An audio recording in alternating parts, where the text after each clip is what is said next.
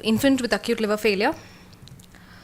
We had this child, 1.5-month-old, male child, born of non-consanguineous marriage, first by birth order, birth weight being 2.9 kgs, came with complaints of yellowish discoloration of eyes and skin since the last 3 days, abdominal distension with increased frequency of stool since the last 2 days, fever since last 1 day prior to admission. The child was apparently all right 3 days back when he had developed yellowish discoloration of skin and eyes, which is progressively increasing, which was associated with high-colored urine, but no clay-colored stools. Abdominal distension, which is progressively increasing, leading to respiratory distress now. Stool frequency, 9 to 12 episodes of green stools per day. On inquiry, the mother also said that there was 1 episode of melena, history of fever, which was low to moderate grade, lasting 1 day. No history of prolonged neonatal jaundice, no history of seizures, no history of refusal to feed or decreased urine output. The birth history was by and large uneventful, developmental history being normal, family and past history being non-significant. The child was exclusively breastfed. On general examination, the child was drowsy, afebrile, with a heart rate of 124 per minute, pulses well felt, respiratory rate 58 per minute, subcostal retractions being present. Saturation on room air was 98%. BP was normal for his age. HGT done in the casualty was showing hypoglycemia. Anthropometry-wise, the child's weight was 4.2 kg and length 52 centimeters. Icterus was deeply present. Pallor was present. There were no dysmorphic features, no cataracts, no skin changes. On systemic examination, per abdomen-wise, the child had generalized distended abdomen with dilated abdominal veins with an umbilical hernia. Liver was 2 centimeters palpable below the subcostal margin, span being 8 centimeters. It was firm with sharp margins and was non-tender. The spleen was 3 centimeters firm and fluid thrill could be elicited. Respiratory system, cardiovascular system were by and large normal. CNS, the child was drowsy. Other than that, tone reflexes being normal. So on impression, we had this child, 1.5-month-old, with hyperacute liver failure, probably unlikely to be infection alone. So we had an IEM, that is an inborn error of metabolism, as probably precipitated by an infection.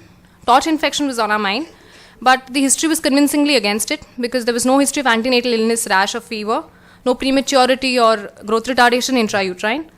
The child was apparently normal at birth, normal birth weight, and was okay until 3 days prior to admission.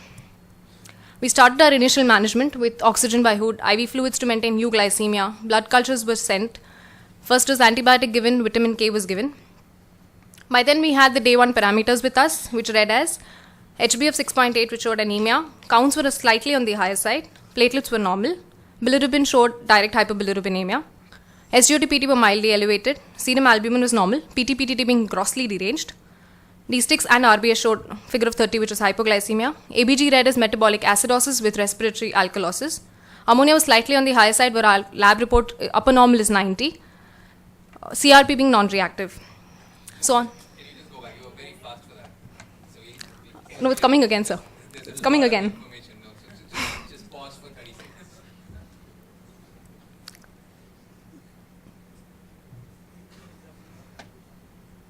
You have metabolic acidosis. Yes, sir. Respiratory alkalosis.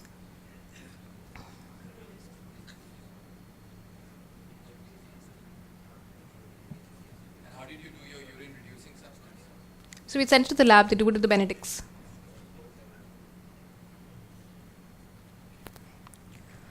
So with the first day 1 parameters, we knew we were dealing with fulminant hepatic failure. So we started, in addition to our initial management with IV N-acetylcysteine, IV L-ornithine L-aspartate, the glucose delivery rate was increased to keep euglycemia.